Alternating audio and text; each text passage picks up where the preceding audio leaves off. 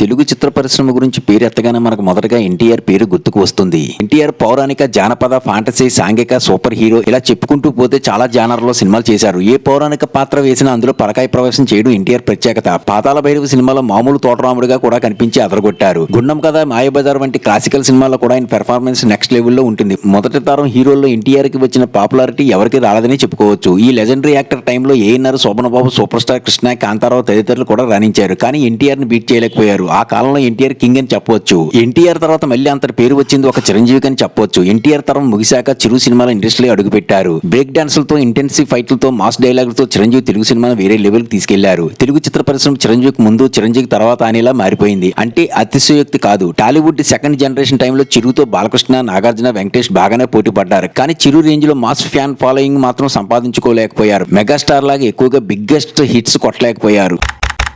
Content నచ్చితే like కొట్టి subscribe చేయండి.